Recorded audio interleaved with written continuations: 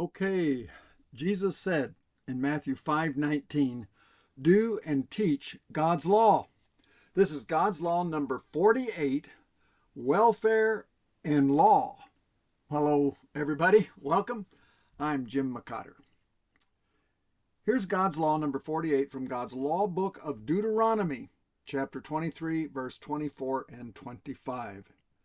Quote, you may eat your fill of the grapes from another man's vineyard, but do not take any away in a container.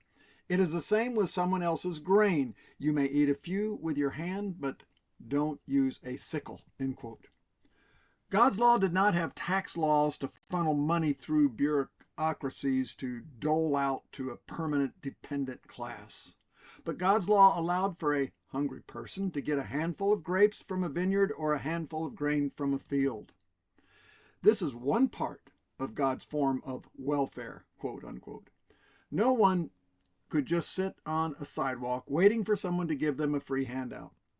This would virtually have no ill effect on a farmer's profit and by far be more preferable than onerous government taxes going to bureaucrats to siphon off money doling out to the destruction and perpetuation of a poor class. But God cares for the poor, and this is one of the ways to provide for them.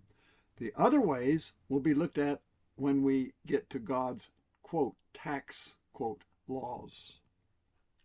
Jesus was following this, quote, welfare, quote, law with his disciples when the Pharisees condemned him in Mark 2:23 through 35, quote, one Sabbath day as Jesus was passing through the grain fields, his disciples picking some heads of grain. The Pharisees said to him, look, why are they doing what is unlawful on the Sabbath? He answered, have you never read what David did when he and his companions were hungry and in need? The days of Abiathar the high priest, he entered the house of God and ate the consecrated bread, which is lawful only for priests to eat. And he also gave some to his companions, end quote. Then he said to them, quote, the Sabbath was made for man, not man for the Sabbath. So the Son of Man is Lord even of the Sabbath, end quote. The Pharisees were not condemning Jesus because his disciples were picking grain while passing through the grain field, but because they did it on the Sabbath. Jesus was following this law in Deuteronomy, but the Pharisees condemned him for breaking the Sabbath law.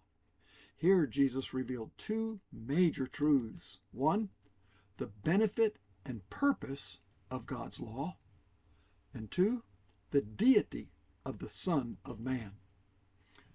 Jesus reveals the Sabbath law was made for the benefit of man. Thus, Jesus reveals that God's law was made for the benefit of man, not the other way around. How foolish those Christians who think being saved is to ignore or even reject God's law, when Jesus said it is for our benefit. But remember, there are two parts to God's law. First, God's ceremonial law, and second, God's moral law. God's ceremonial law is that part of the law that was the sacrificial and pictorial laws.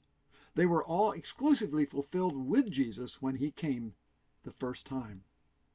God's moral law is all the rest of God's law, the Ten Commandments, the statutes, and the judgments. God's moral law is for the benefit of man today, for every individual person to obey and every single nation to obey as civil law. This is the only law that God has given. It is the only, quote, perfect law, Psalms 19:7 and James 1, verse 25. It's the only, quote, eternal law, Psalms 119, verse 89 and 160. It's the only law Jesus lived by, Matthew 5:17 and 18. It's the only law Jesus will rule nations when he returns, Isaiah 2 through 5 and 9, 6 through 7. It's the only law the apostles were declaring for all nations to obey, Acts 17, 6 and 7. It's the only law all Christians today should be teaching all nations to obey, Matthew 28, 18 through 20. Proverbs 28:4 says, quote, to reject God's law is to praise the wicked, To obey God's law is to fight them.